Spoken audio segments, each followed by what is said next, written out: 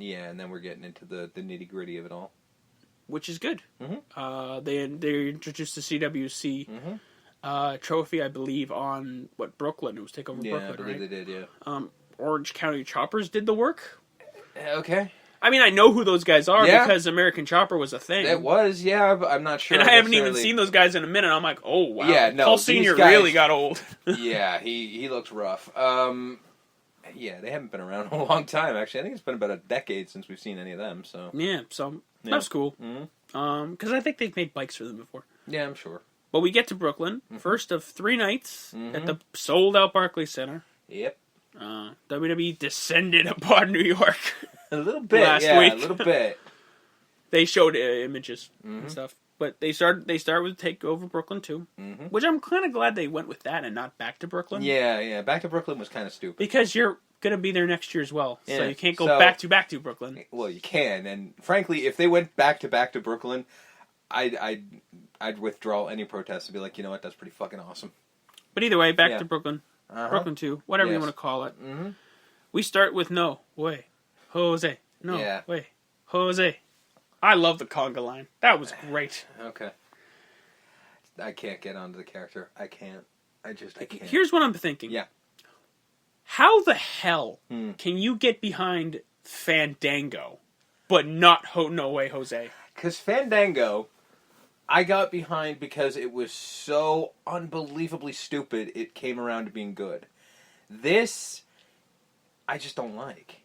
It's not unbelievably stupid. I just don't like it. Because Fandango was the dumbest thing I'd ever seen.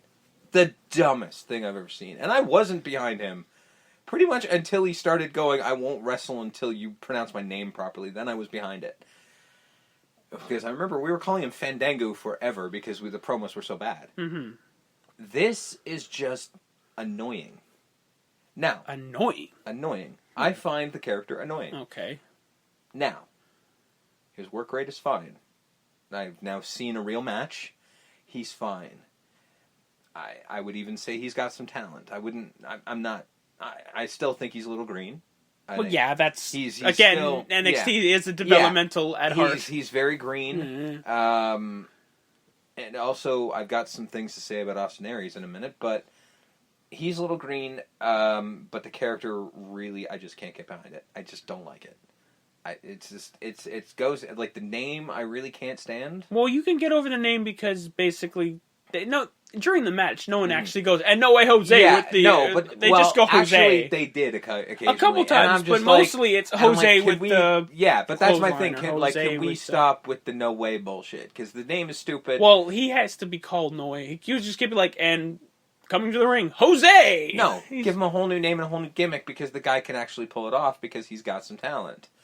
The gimmick is literally being, like, he's got this ball and chain of a shitty gimmick. Call it a shitty gimmick. I do. And I mean, obviously it's over. Yeah. People like it, but I'm not going to be one of those people. That's fair enough. I'm not hating on the guy at all. I think he's actually talented, and I think, given some more... the gimmick isn't your cup of tea. No, it's not. The gimmick's just not working for me, but I'm saying give him some opponents that are going to try harder. And I think he'll... Oh, you think Austin Aries phoned it in a bit. Austin Aries phoned it the fuck in like crazy on this match. And it legitimately pissed me off. Really? Yeah. Because I don't want to... Like, that's not Austin Aries for me, man. I didn't see... I mean, I don't know if I saw it that way, but I think if he did really phone it in, it's because he is fighting a guy named No Way Jose. It might be because you got to look at it as like, look where his boys are and look where he is. You know what I mean? Like, he was one of the first to come in, and he's kind of being treated a little bit like the redheaded stepchild. And undeservedly. Well, he beat Noe. He did. He absolutely did. Which is, at least he got that. But I'm like, and unfortunately, the end of the match itself also made me go, seriously, dude, why didn't you try harder to put this guy over? Because I don't think it was intentional by any stretch. Because I don't think that's the kind of guy Austin Aries is. But in a world where he is better than what I saw, I'm surprised by what I saw. Mm-hmm. In a big pay-per-view, arguably the biggest NXT has, because as much as you want to, like... Honestly, as many pay-per-views as he might have headlined in TNA, this takeover, whatever you want to call it, not a pay-per-view, because it was on the network only. Yeah.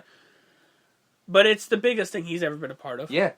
And looking at this match and looking at his work in the match, it wasn't sloppy per se, because I don't think he's capable of being sloppy, but it just wasn't, like, he was almost a half a step behind. Now, I don't know if it was because the two of them together. I don't know. Mm-hmm.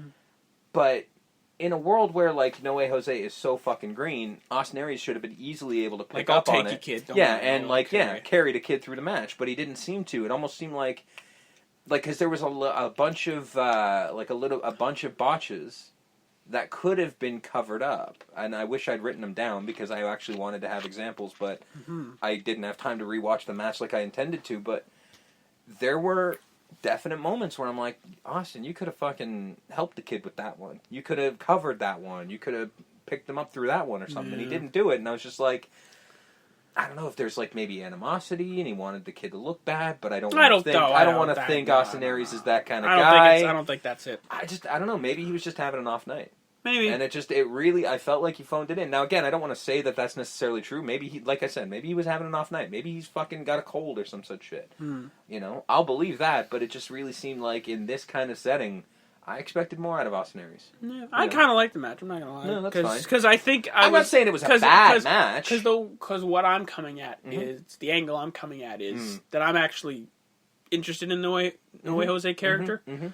And I want to see what he could do in a match against an actual opponent. Yeah, and that's where I was coming at. But I think that's what my disappointment came in, is I wanted to see where this kid could go with an actual opponent, because I'm already coming into it going, well, this kid fucking blows. Let's see what he's capable of. And honestly, I thought he ended up looking better than Austin Aries in this match. And that's not necessarily a good thing, in a sense of Austin Aries should be wrestling circles around him, but you shouldn't be able to tell. And I don't think Aries was wrestling circles around him at all, really. Either way, that aside, yes, the actual story of this comes after. Yeah. Liked it. Where he jumps No Way Jose and he's beating him down. Hideo's music hits. Hideo comes out. They get into it. They fight a little bit. Yeah. Hideo hoists him on his shoulders. It happened. Whole crowd goes, just before he even lifted him up, the crowd started chanting GTS. Yeah. And I'm like, he's not going to fucking do it. Shut up. Oh, wait a minute. Hoists him up. Oh, wait a minute. Boom. Go to sleep. Looks boldly. Dead. Center into the camera, goes, my move. Yep. My move. I'm back. My move. Yeah. Now he's allowed to do it, basically. And I'm pretty sure that they've now given Hideo his move back. Yep. Now Hideo Itami will be winning matches with the go to sleep, because that is his fucking move. Excellent. My only fear is the next time they go to fucking Brooklyn or something, they start chanting CM Punk. Not that they weren't doing it throughout all of these shows, which fuck you. But I don't want to call more attention to fucking CM Punk than is already there. No, that's fair enough. But at least Hideo Itami versus Austin Aries is now going to be a feud. Yeah. That's something that, whether he's phoning in or not, he won't be phoning in with Hideo. He will be like, okay, here we go. Here's what I got. So this is what I want to see.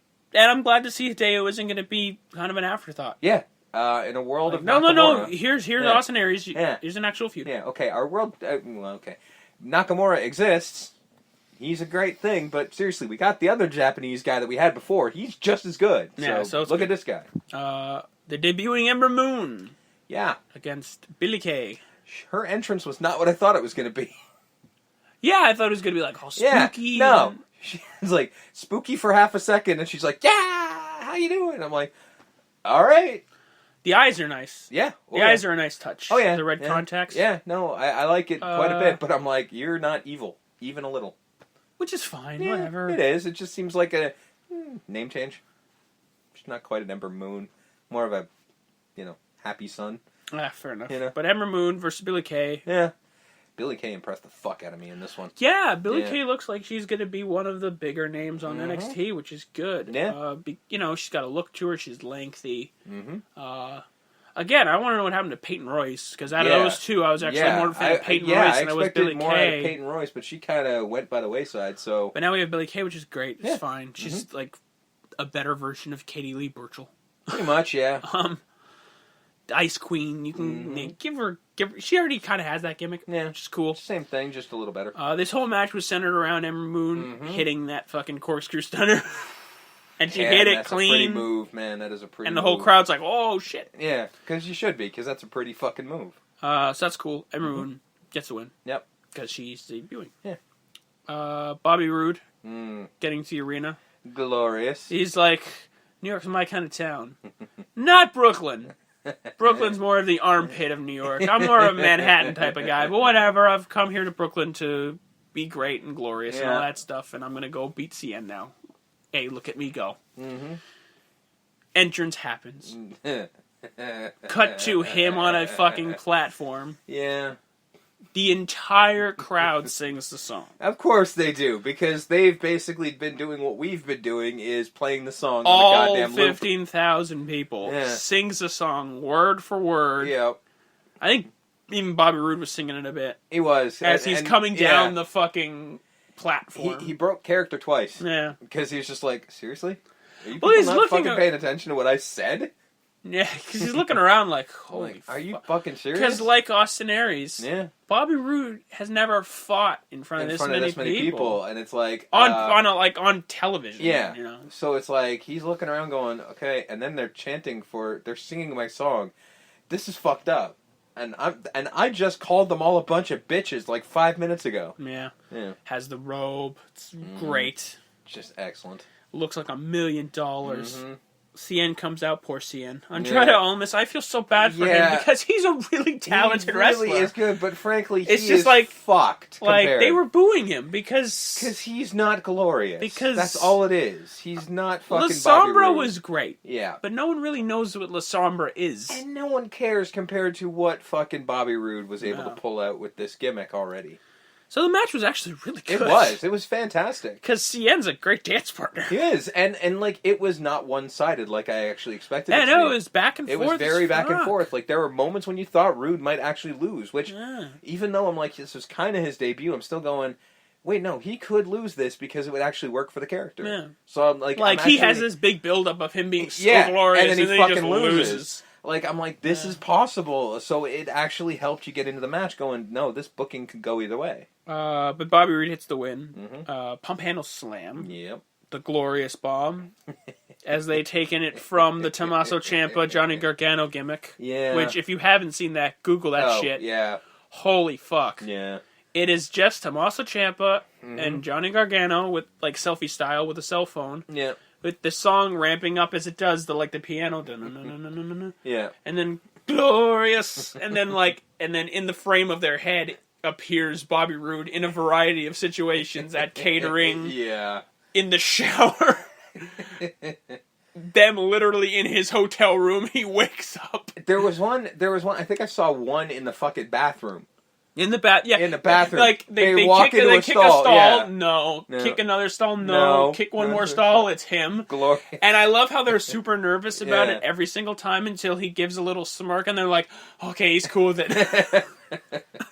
I don't know whose idea that was. Probably theirs. Yeah. And they probably did it the first time to Bobby, and they just kept doing it. And reasons. And that's why they legitimately look nervous, because they don't know how he's going to react. Well, yeah, because one day he might just swing him and hit him in the face. So, taking that, the glorious bomb, Bobby Roode, glorious debut. Yeah. Good for him. We get a vignette for Sanity. I don't know if that's somebody's name. I don't know. I don't know if it's a man. I don't know if it's a woman. It's Sanity. I'm hearing rumors that it might be Tommy End. Okay. I'm hearing rumors it might be Eric Young. Because where the hell is Eric Young? Yeah. It might be a woman wrestler. Who knows? No one knows. I don't know. It was a hell of a vignette, though. Yeah. Because I'm like, that's cool. Yeah. And I mean, Sanity definitely plays into Eric Young. Yeah. Because, he's nuts. But also, I wouldn't mind Tommy End. No, I wouldn't either. We saw Tommy End once for Super Kicked, and that dude's a hell of a wrestler.